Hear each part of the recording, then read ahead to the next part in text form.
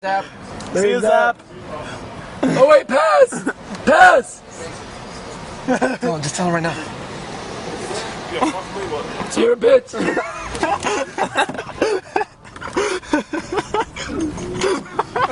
Yes! That's it right there. That's Chris Benoit's fucking... That's it. The gate's open. There's cars there. That's it.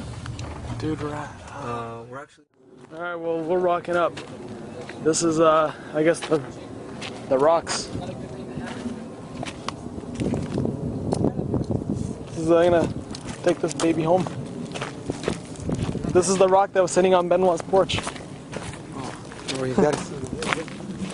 I was thinking of a smaller one. You want to break that up into four? Or take the whole thing? Yeah, let me take the whole thing. Oh, I just hope no one's there. That's the only thing. But this is nuts. Like, that's Chris Benoit's. Huh? For me, just this is probably the only. I want to say this too. In our defense, well, Steve will probably be down here some other time. In this state. Luke wanted to. He didn't want to come here. This guy's from Canada. Me and Luke are from the other side of the states. But yeah, it's just We're never gonna dead be man in this area, city, bro. so we figured- No, I don't mean like that, but no cars are driven by us. They secluded themselves from everything. There's no like gas station, no nothing. They just want to be away from everyone. That's the sad thing. No one would have known anything that happened, and here we are, right there. Like Benoit drove. He probably walked up and down these streets, took his kid to that lake over there, and now we're here. And Steve, I want to make this clear though. Steve doesn't seem to care. I want to go. Okay, now you saw from the clip before, this video is clearly on the Chris Benoit house, some trips from Atlanta, WrestleMania 27, Fayetteville, Georgia.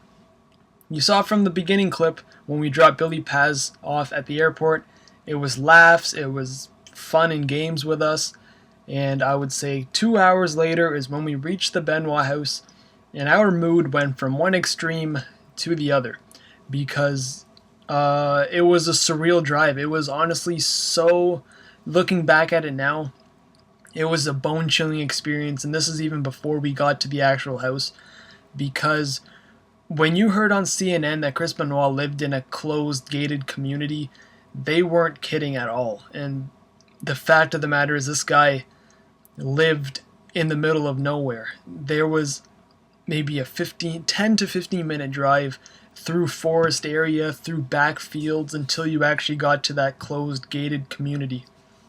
And that was the most bone-chilling thing of all.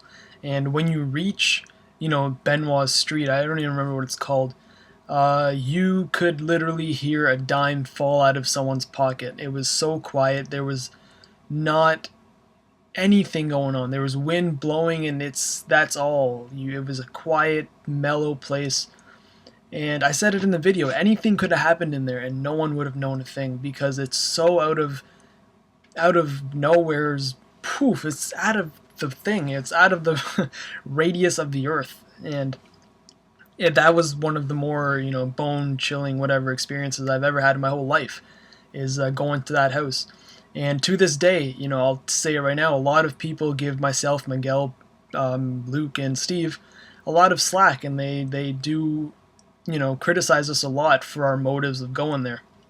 And I feel that our motives were very well justified, considering that it was in Atlanta, and for me and probably Miguel and Luke, we probably won't end up going there ever again, most likely.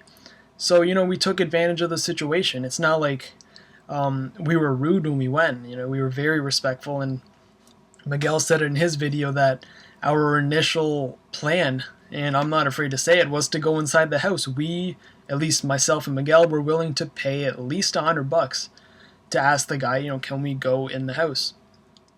But, once we got there and we saw the scene and we saw, how creepy it really was, it kind of made us think twice about it, and we really didn't want to go through with it.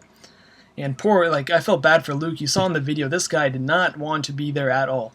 And I don't have the video footage of myself and Miguel walking to the front door and ringing on the doorbell, but I'm sure Steve or Miguel have it on their channel. But that was the longest walk I had ever been on, honestly. And I was all game, like on Skype we used to talk I say, man, we're going to go, we're going to do this, we're going to do that. But when you're there, it's a totally different thing. And looking back on it, that place, say what you want about us and, criticize me all you want. But though that's one experience that I think will stand out for the rest of my life, being like a wrestling fan and all, saying that, I kind of I went through with the plans. It's not like I was all talk like, oh, we're going to go there and we back out at the last second. We did whatever we did there. We rang on the doorbell. We asked the guy, can we take pictures here and there? We all got like whatever video footage of the Benoit house. And that's it. And we left. And it's not like we, did anything bad there, like disrespectful at all. And Steve said it himself. We were all being as respectful as possible because we knew the severity of what happened there. We didn't want to be jackasses, and we knew the community was pretty gated off. So any weird shit that went on, I'm sure would not be, gone without notice. But I'm gonna show the rock here. You can see I keep it on a piece of what do you call this? Bubble wrap, and because the rock does shed, you see a whole bunch of dirt. You can see there, yeah, some dirt in there. But this rock, I saw in the video. I actually just realized it now for some reason. When I picked the rock up, Luke said, "That's a pretty big piece." I was thinking a little bit smaller. Do you want to split that? No, I don't. But I was supposed to split it with Steve. That rock. It's a pretty big rock. It's at least a 5-pound rock, and it just sits on my shelf. It's the Benoit rock, and I make jokes here and there that on Benoit's death anniversary it's gonna come to life or whatnot, what have you. But it's definitely an experience that I won't forget. And say what you want about it. We did it. We went through with it, and I don't regret it one bit. And you can say what you want about me that I went there and that I'm an idiot for going, but I went. I got a rock out of it, and I can say that. You guys can only say that, oh, you're a jackass for doing it. But when you're put in that situation, I'm sure a lot of you would have done the same thing. And it's just, for me as a fan, it was really a surreal experience. If I were to define it in one word, it would definitely be surreal. And explaining it now and looking back on it just really gives me goosebumps, considering that, just looking back, you can really, even from the video footage I have, it's really not, how do I put this? It's not something you see every day. That's definitely the best way I can say it. But that's the video. Already went longer than I wanted it to. I'll see you guys tomorrow.